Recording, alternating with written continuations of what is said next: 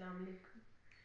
चलिए आज इतवार है तो कुछ घरेलू रवैयों पे बात कर लेते हैं। आजकल की जो बीमारियां हैं, ब्लड प्रेशर है, शुगर है, पाकिस्तान के तकरीबन 60% लोगों में शुगर डायग्नोज हो गई है, छोटे बच्चों में भी, जवानों में भी, बूढ़ों में भी। आलमी सतह पे शुगर के मसले को लेकर, ब्लड प्रेशर को लेकर एक रिसर्च हुई। इसमें उन्होंने क्या किया कि 20वीं सदी जो है इसकी आखिरी दहाई में ओहायो यूनिवर्सिटी में एक रिसर्च हुई।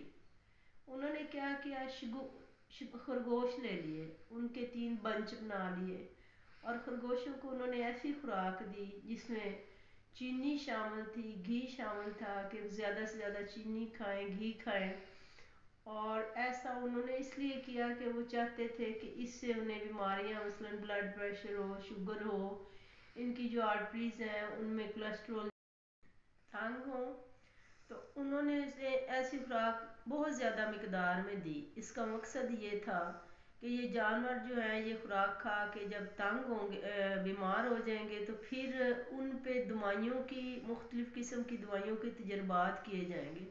जो दवाई ज़्यादा असर करेगी वही फिर इंसानों पे अप्लाई करके देखेंगे, उनके लिए सजेस्ट करेंगे।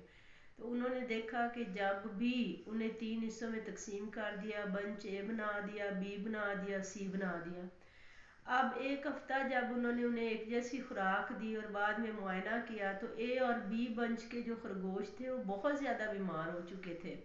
लेकिन जो सी बंच के खरगोश थे वो तकरीबन सेहतमंद थे, उन पर कोई असर नहीं हुआ था।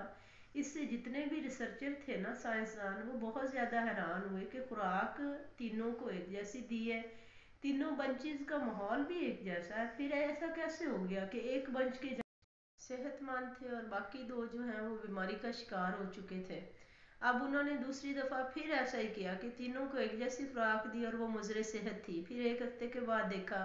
कि रिजल्ट बिल्कुल वही था कि जो बंच पहले सेहतमंद था वो अब भी सेहतमंद था और बाकी दोनों के नए जानवर जो है वो भी बीमार हो चुके थे। अब उन्होंने कहा तीसरी दफ़ा कि हम खुद इस चीज़ पे नज़र रखेंगे कि इसकी वजह क्या है। तो उन्होंने देखा कि बाकी जो ए और बी बंच थे उसमें खुराक देने वाला जो साइंसदान था उन्हें खुराक फेंकते थे और वापस चले जाते थे, लेकिन जो सी बंच था उसकी खुराक देने वाली साइंसदान एक लेडी थी, वो उन्हें खुराक देती थी। खुराक देने से पहले वहाँ जाके खरगोशों के साथ खेलती थी, बातचीत करती थी, फिर उन्हें खुराक खिलाती थी, फिर उन्हें अपने सीने से लगाती थी और फिर उन्हें अच्छी तरह से गुड बाय करके वापस जाती थी। तो इस तरह से जो तीसरा बंच था वो तीसरी दफ़ा भी बिल्कुल महफूज था। 60% उस पर नुकसानदेह ग़िज़ाओं ने, आप जो मुज़र सेहत ग़िज़ाओं ने असर नहीं किया उन पे, तो उन्होंने फिर ये सोचा कि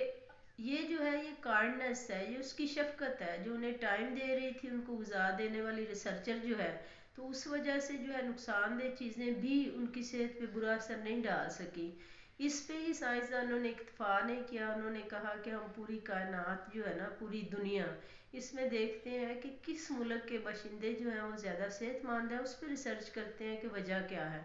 फिर जब रिसर्च की गई तो जापान में एक शहर है ओकिनावा, जापान की जगह है, वहाँ के लोग जो है उनका पर कैपिटल जो है वो तंदुरुस्ती की शरह सबसे ज़्यादा थी। और सिर्फ ये नहीं कि तंदुरुस्ती, वहाँ के लोगों की एज जो है वो भी ज़्यादातर 100 से ऊपर थे और ये वाहिद जगह है जहाँ पे लोग इतनी लंबी उम्र तक सेहत तंदुरुस्ती के साथ अपनी ज़िंदगी गुजार रहे हैं। अब उन्होंने ओकिनावा पे जब रिसर्च की तो वहाँ के ये ख्वाहिश भी इसी से पूरी,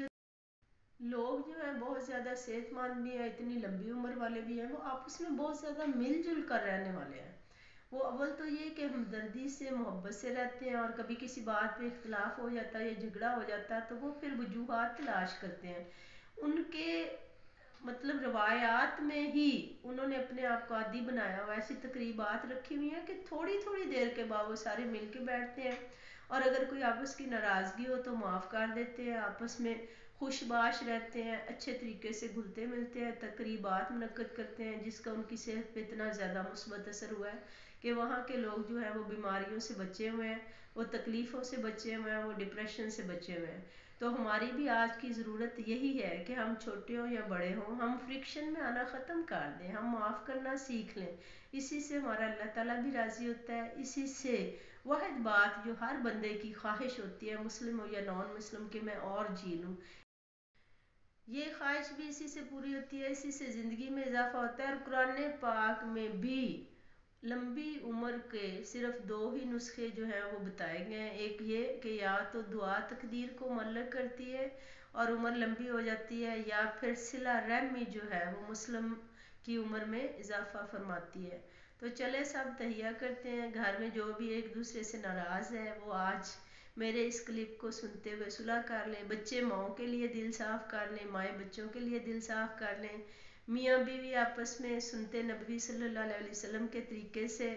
رہنا شروع کر دیں، بڑوں چھوٹوں سے سب سے پیار کریں، بڑوں کی عزت کریں، چھوٹوں کے ساتھ شفقت کے ساتھ پیش آئیں، اور آج کا دن اللہ تعالیٰ کی نعمت جانتے ہوئے یادگار اور اچھا دن گزارنے کی کوشش کریں۔ اللہ تعالیٰ ہم سب کو کامیاب کرے، ہمارا حامی و ناصر ہو، اپنا بہت خیال رکھے گا۔ اللہ حافظ۔